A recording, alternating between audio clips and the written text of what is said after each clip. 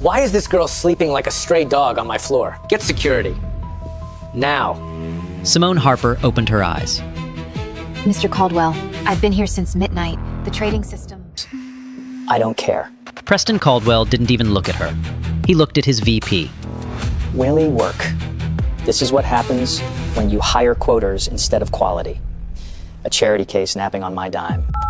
Sir, the platform would have crashed. Just look at my screen. Get up, grab your bag, go back to whatever you came from. We're done here. 40 engineers watched. Nobody said a word. Security walked Simone Harper to the elevator with her mother's photo in her hands. On the screen he refused to look at, a deployment log. Timestamped 9:02 a.m. This woman had just stopped a $200 million crash, and the man who fired her will find out when it's already too late. Unbelievable. But before you judge what happened, you need to know who this woman really is. But before we get to what happens next, you need to understand who Simone Harper really is. And you need to understand the man who just threw her away. Pinnacle Capital Systems sits on Park Avenue, Manhattan. Glass tower, marble lobby. The kind of building where the front desk costs more than most people's houses. For 12 years, Pinnacle built its reputation on one product, the Apex engine. An algorithmic trading platform that processes over 15,000 automated trades per minute for some of the biggest hedge funds on Wall Street. When the Apex engine works, nobody notices. When it fails, it makes headlines. And Pinnacle's biggest client, Sterling Ridge Capital, runs $200 million through that engine every single day. 18 months ago, the board hired a new CEO to make the company IPO ready. His name was Preston Caldwell. Former Goldman Sachs managing director, Harvard MBA, bespoke suits, cufflinks that cost more than a month of Simone's rent. Preston came from the money side, not the tech side. He had never written a line of code. He had never visited the server room.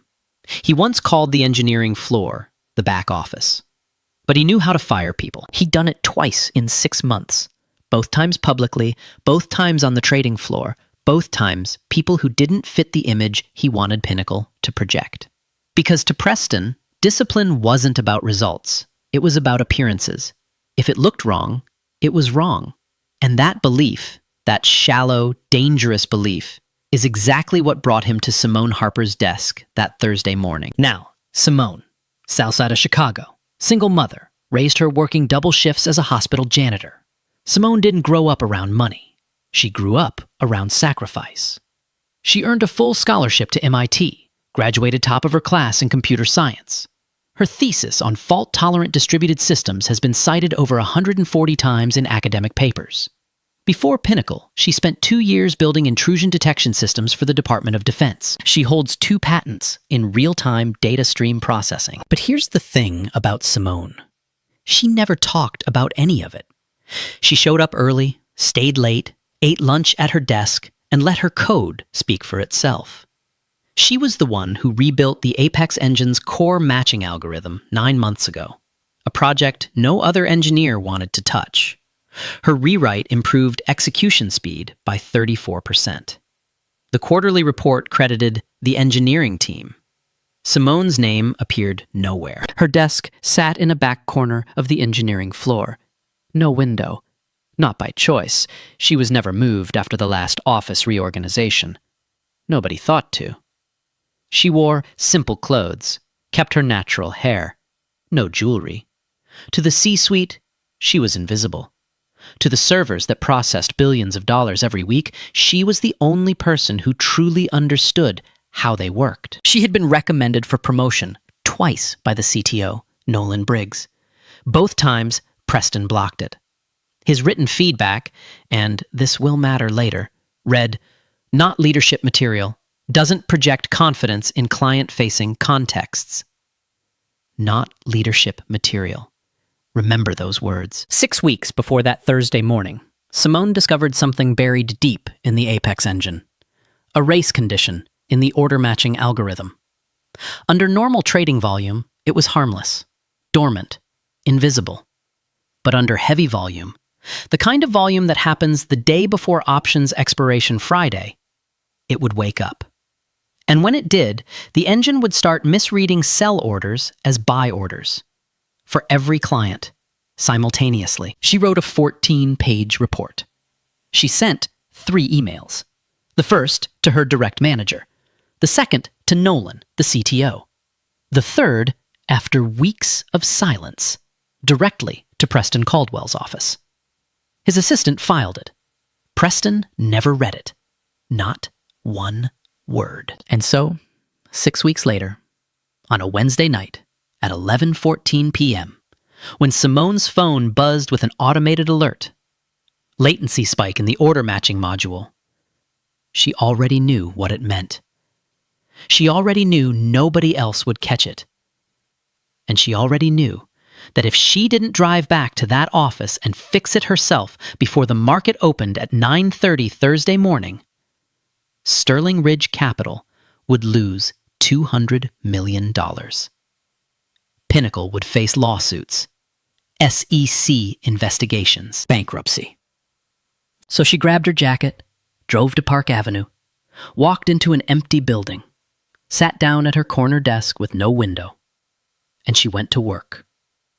What happened over the next 10 hours is something no one in that building will ever forget. Wednesday night, 11:48 p.m. Simone badges into the Pinnacle building. The lobby is empty. The security guard at the front desk barely looks up. She takes the elevator to the 31st floor. The lights are on automatic, dim, half-powered.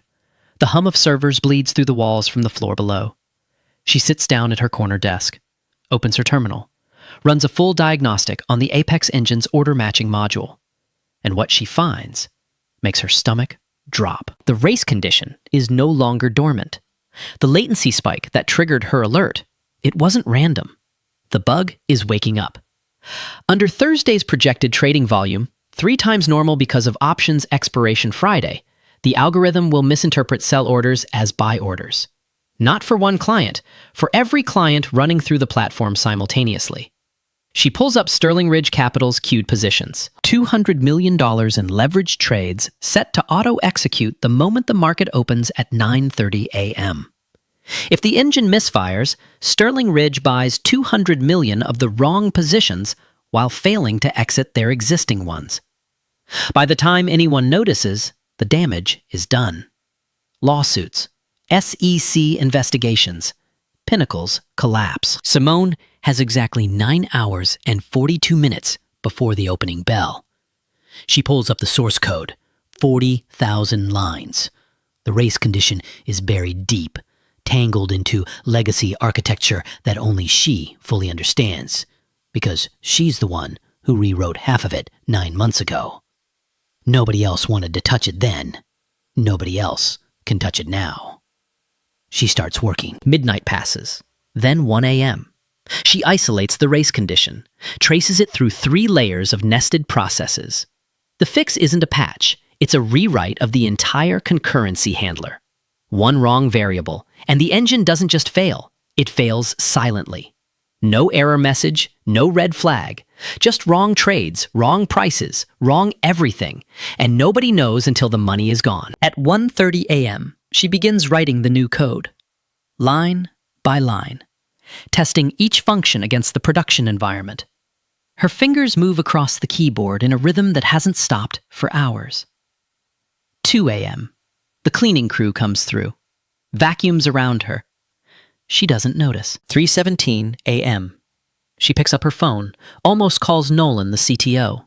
Her thumb hovers over his name. But she puts the phone down. She knows the fix. Waking him means committees, meetings, approvals. The market doesn't wait for meetings, and the last time she escalated something to leadership, nobody read her email. 4 a.m., 5 a.m., 6 a.m. The office is still dark, still empty.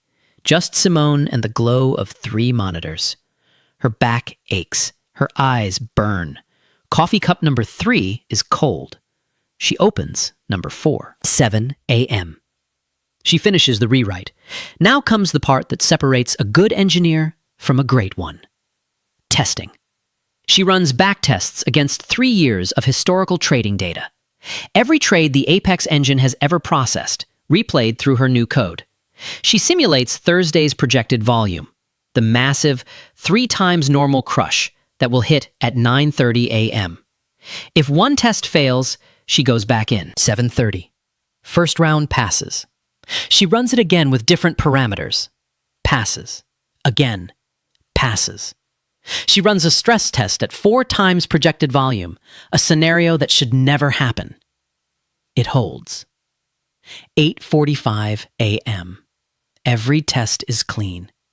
She begins the live deployment. Her hands are steady. Her vision is blurring. The deployment process takes 16 minutes. She watches every line execute. 9:02 a.m. Deployment successful. The commit message she types? Critical. Race condition in Apex order matching module.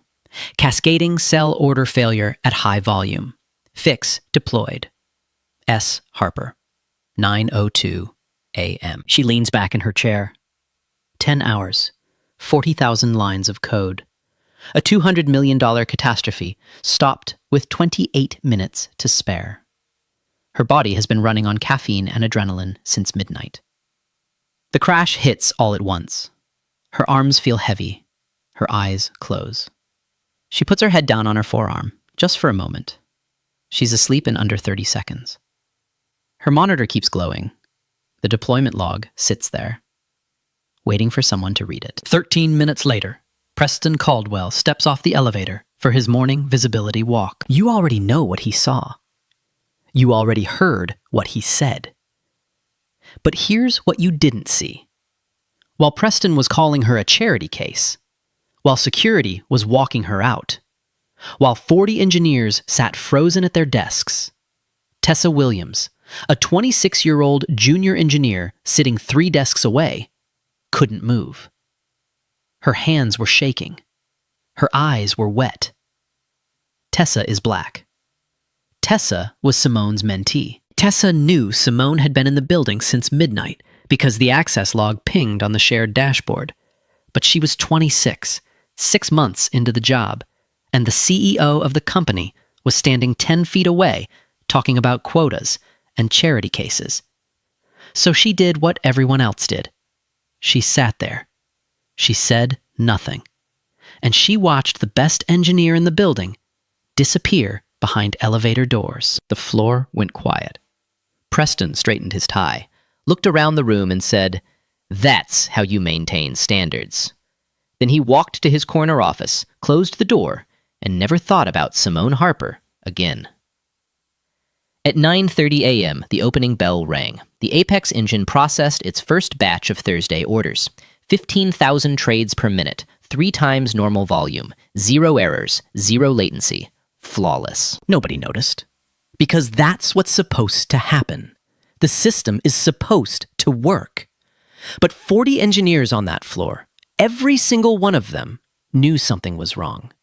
Not with the system, with what just happened. And one of them, Tessa Williams, was already staring at Simone's desk, at the screen that was still glowing, at the commit message that nobody had read. Man, that is brutal.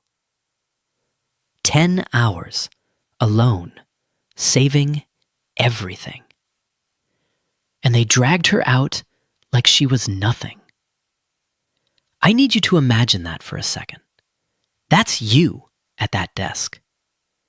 You just saved $200 million, and nobody even looked at your screen. What would you do? 9:30 a.m., the opening bell. The Apex engine fires. 15,000 trades per minute slam through the system. Volume is 3 times normal. Exactly what Simone predicted. Exactly what should have killed it. The system doesn't flinch. Every order matches. Every execution clears. 0 latency, 0 errors. Sterling Ridge Capital's $200 million flows through clean. The platform runs better than it has in months. Nobody on the trading floor celebrates, because nobody knows how close they just came. But on the engineering floor, Tessa Williams hasn't moved from her desk. She's been staring at Simone's workstation since the elevator doors closed. The monitor is still on. The screen hasn't locked. Simone's session is still active. The deployment log is right there. That commit message, timestamped 9:02 a.m. Tessa read it once, then read it again, then a third time, slower. Critical. Race condition in Apex order matching module. Cascading cell order failure at high volume. Fix deployed. S. Harper, 9:02 a.m. Tessa pulls up the system access log.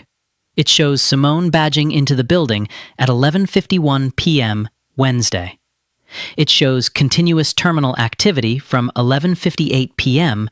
through 9:02 a.m. 9 hours and 4 minutes of unbroken work.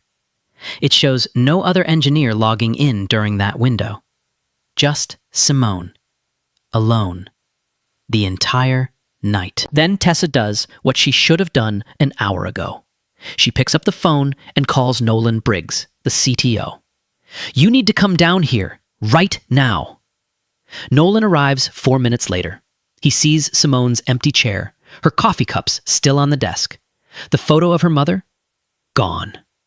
He sits down at her terminal and starts reading. The deployment log, the timestamps, the commit message. He opens the code diff, a side-by-side comparison of what the Apex engine looked like before Simone touched it and what it looks like now. The rewrite is massive. The concurrency handler, completely rebuilt. Every function annotated. Every edge case accounted for. This isn't a quick patch. This is surgical. This is the kind of work that takes a team of 5 engineers a week to do. Simone did it alone in 9 hours. Nolan opens the backup server. He pulls the pre-patch version of the Apex engine, the version that was running before Simone deployed her fix. He loads Thursday's actual trading data into a simulation and runs it through the old code. The simulation lasts 40 seconds. Then the screen turns red. Cascading order mismatches. Sell orders flipping to buy orders. Stop losses overridden. The simulated loss counter starts climbing. 50 million, 90 million, 120 million, 160, 198 million, 214 million. Nolan stops the simulation. His hands are shaking. He sits there for a long moment. Then he pulls up the email archive. He searches Simone's name. 3 emails. The first, sent 6 weeks ago to her direct manager. Subject line: Apex order matching module, potential race condition under high volume. Flagged as informational.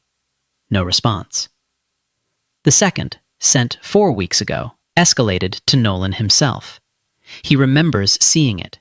He remembers thinking he'd schedule a review next sprint. He never did. The third, sent 2 weeks ago, directly to Preston Caldwell's office. Marked as read by Preston's executive assistant. No reply. No action. No acknowledgement. 3 warnings, 6 weeks. And the only person who listened was the person who wrote them. Nolan closes the email, leans back in Simone's chair, the corner desk, no window, the one nobody thought to move. He looks around the engineering floor.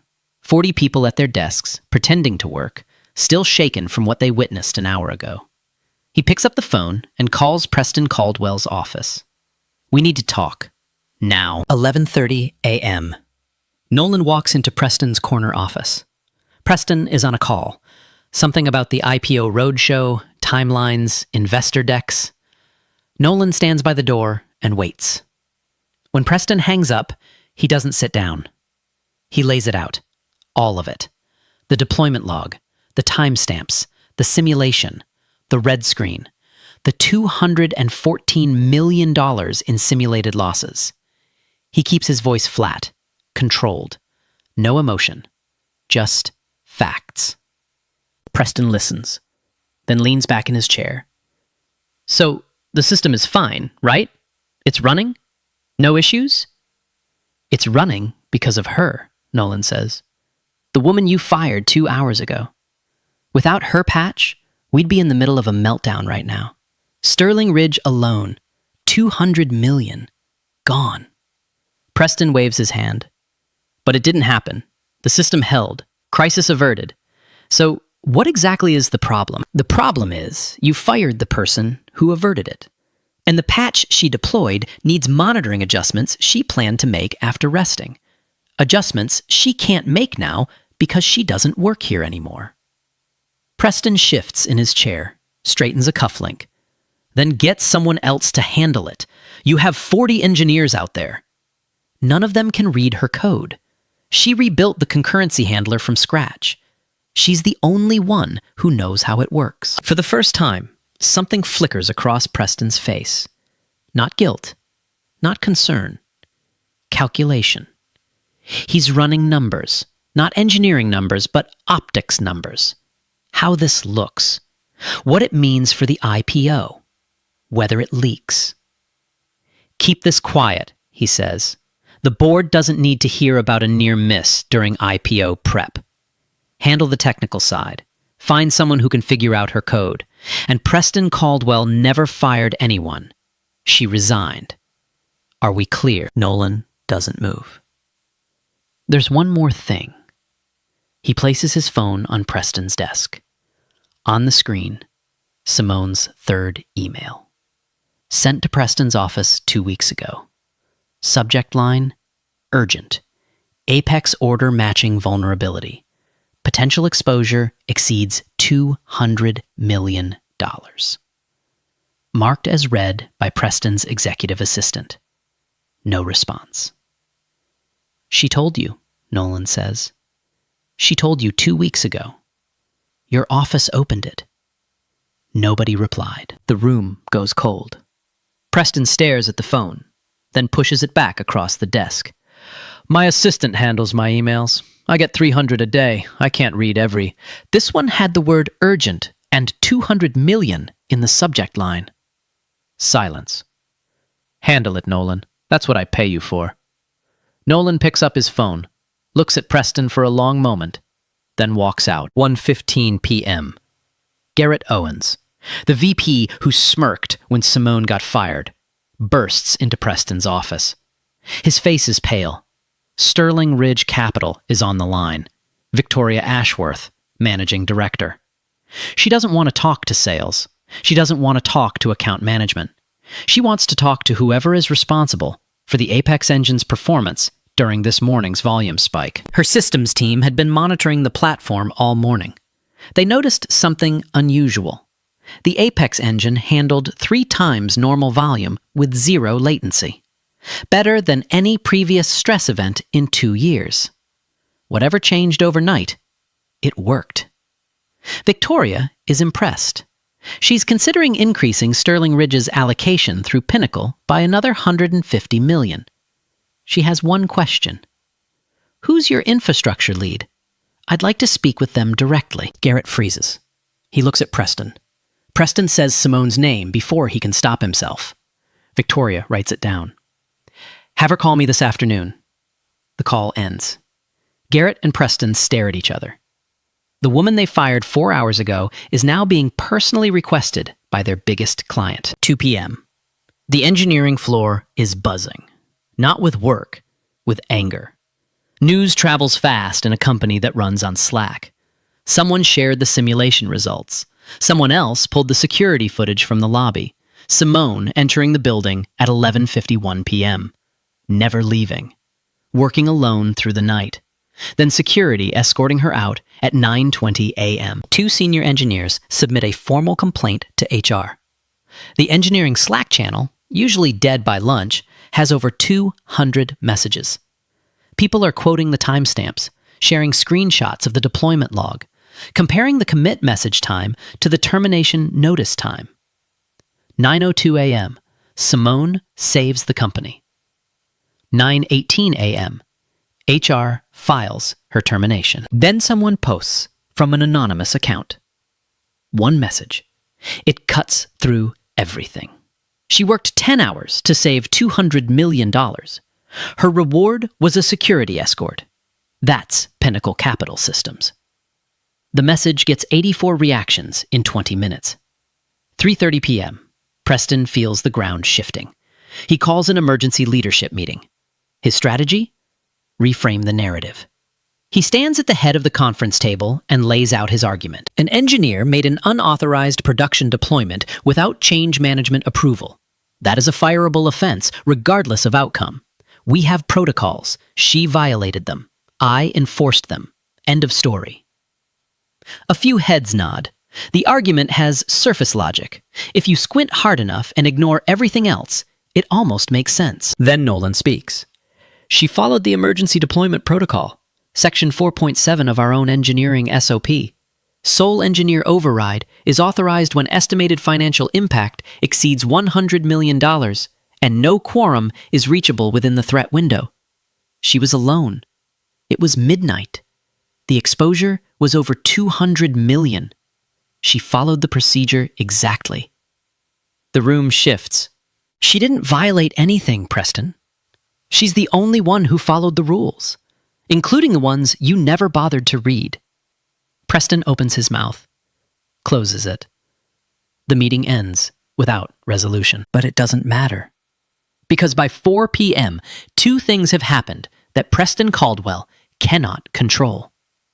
First, Victoria Ashworth, the woman who manages $200 million through his platform, is asking to speak with an employee who no longer exists. And second, someone on the engineering floor has forwarded the entire story to Raymond Foster, chairman of the board. Raymond Foster is 64 years old. He has spent 30 years on Wall Street. He has seen this pattern before. The person who does the work is invisible, and the person who takes credit is in the corner office. He picks up his phone, makes 2 calls, one to Nolan, one to Victoria Ashworth. Both tell him the same story. Both name the same person. Both say the same number. 200 million. Raymond hangs up the phone and schedules an emergency board meeting. Friday morning, 8 a.m. sharp. Preston Caldwell has no idea it's coming. Thursday evening, 6 p.m. While Preston Caldwell sits in his corner office rehearsing damage control talking points, Nolan Briggs is doing something Preston never thought to do. He's reading Simone Harper's personnel file. Not the summary, the full file. And what he finds changes everything. Massachusetts Institute of Technology. Full scholarship. Graduated summa cum laude, computer science. Her thesis, Fault-Tolerant Consensus Mechanisms in Distributed Trading Systems, has been cited 143 times in academic publications. She wrote it at 22. Professors at MIT still assign it to graduate students. Before Pinnacle, she spent 2 years at a cybersecurity firm contracted by the Department of Defense. Her job? Building intrusion detection systems for military networks. The kind of work that requires a federal security clearance. The kind of work where a single mistake doesn't cost money, it costs lives. She holds 2 patents, both in real-time data stream processing, both filed before she turned 27. At Pinnacle, her record is spotless. 3 years, 0 incidents, 0 complaints. She's the engineer who rebuilt the Apex engine's core matching algorithm 9 months ago, the rewrite that improved execution speed by 34%. The quarterly report called it a team effort. Her name wasn't mentioned once. Nolan keeps reading. He pulls up her performance reviews. Every direct supervisor gave her the highest rating available. Every single one wrote some version of the same sentence. Exceptional technical ability. Critical asset to infrastructure stability. Then he finds the promotion records. 2 recommendations, both from Nolan himself. Both rejected by Preston Caldwell. Both with the same written feedback. Not leadership material. Doesn't project confidence in client-facing contexts. Nolan reads that line out loud. Alone in the conference room. And the words taste different now. Because what that line really says, what it has always said, is that Simone Harper didn't look the part. Not that she couldn't do the job. Not that she lacked skill. She didn't fit the picture in Preston Caldwell's head of what a leader is supposed to look like. He closes the file, sits there for a moment, then forwards the entire personnel record, the MIT thesis, the DoD clearance, the patents, the Apex rewrite, the promotion rejections, to Raymond Foster, chairman of the board. Meanwhile, in a glass office 30 floors above Midtown, Victoria Ashworth is not a woman who waits. When Garrett Owens failed to connect her with Pinnacle's infrastructure lead, she made her own calls. A contact on Pinnacle's engineering team, one of the two who filed the HR complaint, told her everything. The bug, the all-night fix, the firing, the cover-up. Victoria's response is ice cold. She calls Preston directly, not his assistant, his direct line. She tells him that Sterling Ridge Capital is conducting an immediate review of their Pinnacle contract, not because the system failed, but because the person who saved it was terminated, and the person who ignored the warnings is still in charge. Then she asks one question. Mr. Caldwell, do you even know what the Apex engine does? Preston stumbles through something about processing trades and managing volume. Victoria cuts him off. The woman you fired this morning knows more about your own platform than you do. I'd think about that tonight. She hangs up. Within the same hour, Raymond Foster receives 3 things. Nolan's email with Simone's full personnel file, a call from Victoria Ashworth confirming the $200 million exposure, and a copy of the anonymous Slack message that is now circulating beyond Pinnacle's walls, forwarded to him by a board member who received it from a friend in the industry. She worked 10 hours to save $200 million. Her reward was a security escort. Raymond has seen this before. In 30 years on Wall Street, the pattern never changes. The person who does the work is invisible. The person who takes the credit is in the corner office. And when it all falls apart, the corner office points at everyone but the mirror. He sends one email to the full board. Subject line, emergency session, Friday 8 a.m., mandatory attendance. Preston sees the email at 9 p.m. He doesn't sleep that night. Neither did Simone, but for a very different reason. Friday morning, 8 a.m., the Pinnacle Capital Systems boardroom, top floor, floor-to-ceiling windows overlooking Park Avenue. 10 board members seated around a mahogany table, coffee untouched. Nobody is making small talk. Preston Caldwell sits at the head of the table. He arrived at 7:15, the earliest he has ever been in this building. His suit is perfect. His cufflinks are polished. He has a 12-slide presentation loaded on his laptop. Talking points memorized. Strategy locked. He spent all night preparing for this moment. His argument is simple. An employee violated change management protocols by deploying unauthorized code to a production system. He terminated her. He enforced standards. That's what leaders do. Raymond Foster, chairman of the board, sits at the opposite end.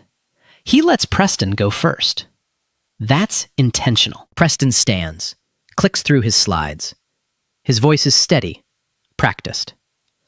On Thursday morning, I discovered that a junior engineer had deployed unauthorized code to our production trading platform overnight.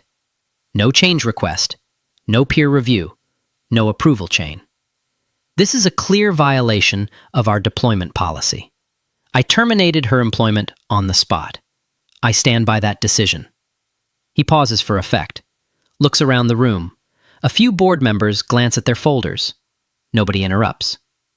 Pinnacle is preparing for an IPO, Preston continues. We cannot have rogue engineers pushing code to production systems that handle billions of dollars. This is about discipline. This is about standards. This is about protecting our clients and our investors. He sits down, adjusts his cufflink, confident. Raymond nods slowly. Thank you, Preston. Then he turns to his left. Nolan, go ahead. Nolan Briggs stands. He doesn't have slides. He has a laptop connected to the boardroom's 85-inch display. He opens it. Before I show you what actually happened, Nolan says, I want to be clear about one thing. The engineer Preston is referring to is not Junior. Her name is Simone Harper, Senior Infrastructure Engineer, MIT, summa cum laude, 2 patents in data stream processing, former Department of Defense contractor with federal security clearance. She is the engineer who rebuilt the Apex engine's core algorithm 9 months ago, the rewrite that improved our execution speed by 34%. He pauses. She was recommended for promotion twice, both times rejected by Mr. Caldwell. His written reason? Not leadership material. The room shifts. Now let me show you what she did Wednesday night. Nolan pulls up the simulation. He explains it simply. This is Thursday's actual trading data, run through the version of the Apex engine that existed before Simone's fix. The version that would have been live if she hadn't driven to the office at midnight and worked alone for 10 hours. He hits play. The screen fills with data. Green lines, normal trade execution. For about 8 seconds, everything looks fine. Then the clock hits 9:30 a.m. Market open. Volume triples. The green lines turn red, one by one at first, then in clusters, then all at once. Cascading order mismatches. Sell orders flipping to buy orders. Stop losses overridden by phantom executions. The simulated loss counter appears in the bottom right corner of the screen. It starts climbing. 12 million. 38 million. 71 million. 106 million. Nobody in the room is breathing. 140 million. 178 million. 198 million. 214 million. Nolan stops the simulation. The red screen hangs there. $214 million. Frozen on an 85-inch display in front of 10 board members and the CEO who fired the woman who prevented it. The room is silent for 6 seconds. Then a board member in the second row whispers, "Jesus." Nolan doesn't pause. He pulls up the next screen, the deployment log, the timestamps. Simone Harper badged into the building at 11:51 p.m. Wednesday. She began diagnostics at 11:58. She isolated the race condition by 1:30 a.m. She rewrote the entire concurrency handler between 1:30 and 7 a.m. She ran backtests against 3 years of historical data. She stress tested at 4 times projected volume. Every test passed. She deployed the fix at 9:02 a.m. She fell asleep at her desk at approximately 9:04. He lets that sit. Then, Mr. Caldwell terminated her at 9:18. 16 minutes later. Next screen. 3 emails. Dates, subject lines, recipients. The first sent to her direct manager 6 weeks ago. No response. The second sent to Nolan himself 4 weeks ago. He admits it openly. "I saw this email. I planned to schedule a review. I didn't. That's on me." The third sent to Preston Caldwell's office 2 weeks ago. Subject line. Urgent. Apex order matching vulnerability. Potential exposure exceeds $200 million. Opened by Preston's executive assistant. No reply. "She warned us," Nolan says, 3 times, over 6 weeks. Nobody listened. Next screen. Simone's personnel file. The MIT thesis. The DoD work. The patents. The Apex rewrite. The 2 blocked promotions. Preston's written feedback displayed on the 85-inch screen for every board member to read. Not leadership material. Doesn't project confidence in client-facing contexts. Nolan closes his laptop. "That's what I have. But there's someone else who would like to speak." The screen changes. A video call connects. Victoria Ashworth appears, managing director of Sterling Ridge Capital, the client whose $200 million was on the line Thursday morning. Victoria doesn't waste time. She never does. "I'll be brief. Sterling Ridge had $200 million in leveraged positions queued for auto execution Thursday at market open. Your platform handled it flawlessly. My systems team confirmed. That performance was a direct result of a patch deployed at 9:02 a.m. by one of your engineers." She pauses, looks directly into the camera. "I've been in this business for 30 years. I've watched firms blow up because of arrogance. I've seen people lose everything because the person in charge was too proud to listen. But I have never, Not once. Seen a company fire the person who saved it. Your liability isn't the engineer who fell asleep. It's the CEO who couldn't be bothered to read an email. She lets the silence sit for 3 full seconds. Then, Sterling Ridge is pausing all new allocations through Pinnacle pending a leadership review. I'll await your decision. The screen goes dark. Raymond Foster turns to Preston. Would you like to respond? Preston's mouth is dry. He reaches for the only argument he has left. Regardless of outcome, the deployment was unauthorized. Our change management policy clearly states Section 4.7, Raymond says. He doesn't raise his voice. He reads from a printed copy of Pinnacle's own engineering SOP. Emergency sole engineer deployment override is authorized when estimated financial exposure exceeds $100 million and no engineering quorum is reachable within the active threat window. He looks up. She was alone. It was midnight. The exposure was over 200 million. She followed your own policy, the one you apparently never read. Raymond sets the document down. Did you read her email, Preston? My assistant handles. Did you read it? No. Did you read the engineering SOP before terminating an engineer for following it? Silence. Did you investigate anything before firing her in front of 40 people? Silence. Did you look at her screen? Silence. Raymond turns to the board. I move for an immediate vote on the removal of Preston Caldwell as CEO, effective today. Grounds? Gross negligence, failure of fiduciary duty, and conduct unbecoming of executive leadership. The vote is unanimous, 10-0. Preston Caldwell is removed as CEO of Pinnacle Capital Systems. Garrett Owens is placed on administrative leave pending an HR review. An independent audit of leadership culture is ordered. Raymond makes one final motion. I move that Simone Harper be contacted today with a formal apology from this board, full back pay, and an offer not to return to her previous position, but to a newly created role, Vice President of Platform Integrity, reporting directly to this board. Unanimous. Preston stands. His slides are still loaded on his laptop. His 12-point argument. His talking points about discipline and standards and unauthorized deployments. Nobody looked at them. Nobody will ever look at them. He picks up his things, walks out of the boardroom, takes the elevator alone. The same elevator Simone Harper rode 24 hours earlier, with her mother's photo in her hands. Friday afternoon, 3:40 p.m. Simone Harper is sitting at her kitchen table in a one-bedroom apartment in Brooklyn. Her laptop is open, 3 job applications half finished, a cup of tea she hasn't touched. Her mother's photo, the one from her desk, is propped against the wall next to the window. Her phone rings. Unknown number, Manhattan area code. She almost doesn't answer, but she does. Ms. Harper, this is Raymond Foster, chairman of the board at Pinnacle Capital Systems, not HR. Not legal. Not a lawyer with a settlement offer. The chairman of the board. Calling her himself. He tells her everything.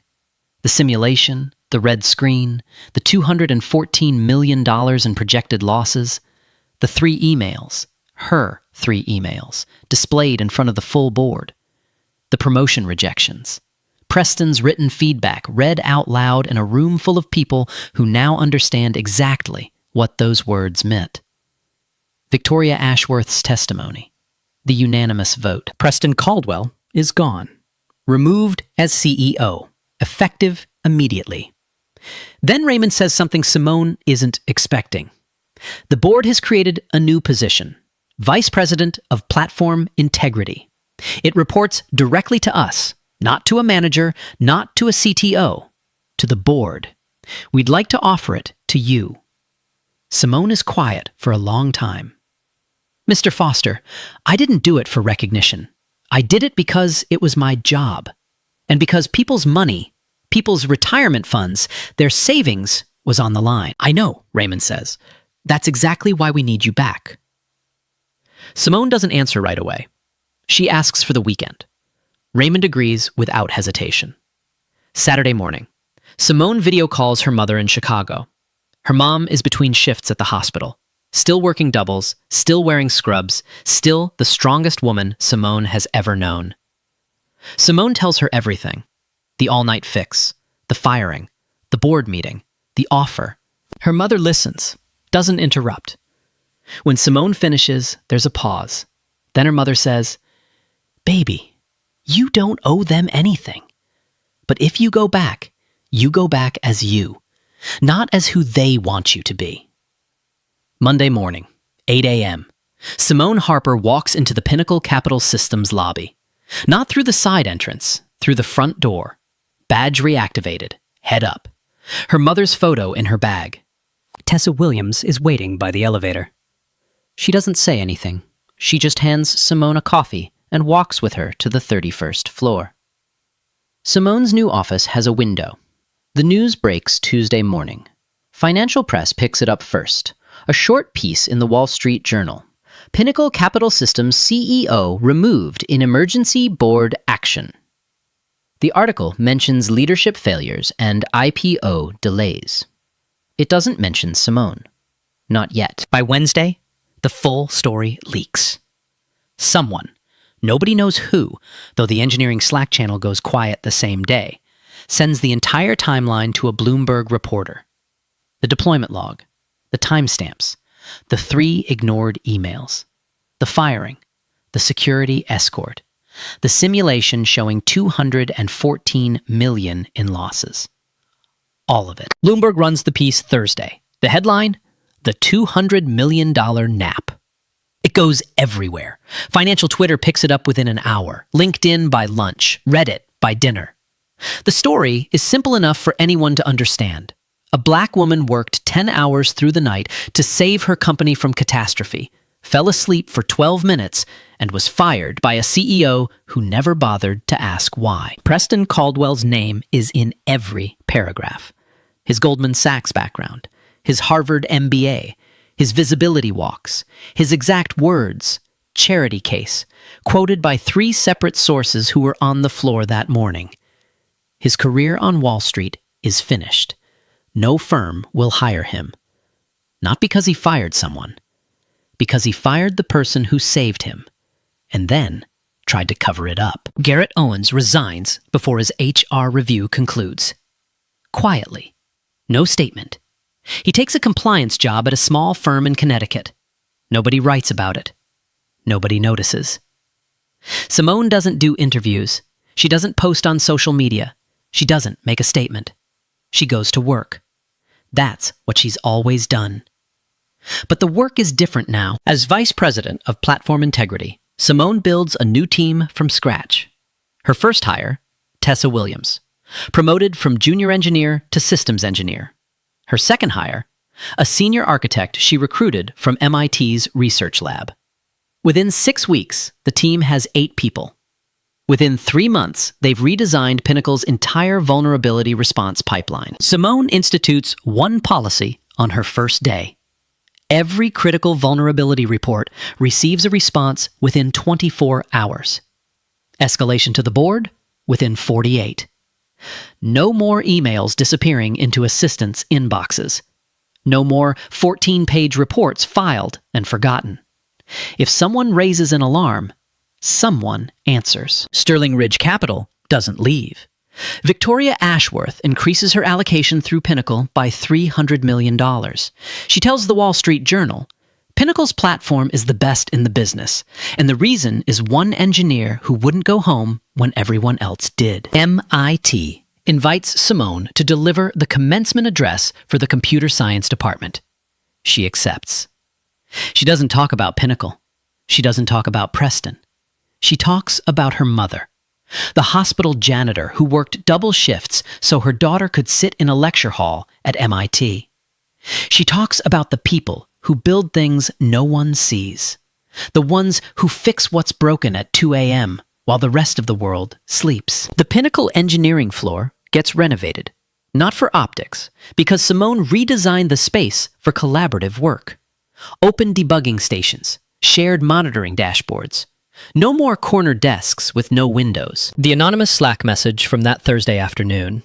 She worked 10 hours to save $200 million. Her reward was a security escort. That's Pinnacle Capital Systems. Somebody prints it on a metal plaque. It hangs in the new engineering commons, right next to the coffee machine. Nobody takes it down. When Pinnacle finally goes public 8 months later, the S-1 filing includes a section called Engineering First Culture. Simone helped write it. Her name is on page 1. Here's what this story is really about. It's not about a trading platform. It's not about $200 million. It's about who we choose to see and who we choose to ignore. Every company has a Simone Harper. Someone who shows up early and stays late. Someone who answers the alert at midnight when nobody else will. Someone who writes the code, files the report, sends the email, and never gets a response. They don't have corner offices. They don't have cufflinks or Harvard MBAs or 12-slide presentations. They have terminal screens and cold coffee and the kind of quiet discipline that holds everything together while the people above them take credit. Preston Caldwell looked at Simone Harper and saw a woman sleeping at her desk. That's all he saw, because that's all he was willing to see. He didn't ask a single question. He didn't look at her screen. He didn't check the logs. He didn't read her emails. He made a judgment in 6 seconds that erased 10 hours of work. Work that saved his company, his clients, and his career. And the cost of that 6-second judgment was everything. The most expensive thing in any organization isn't a system failure. It's arrogance. The kind that doesn't ask questions. The kind that assumes the loudest voice in the room is the most valuable one.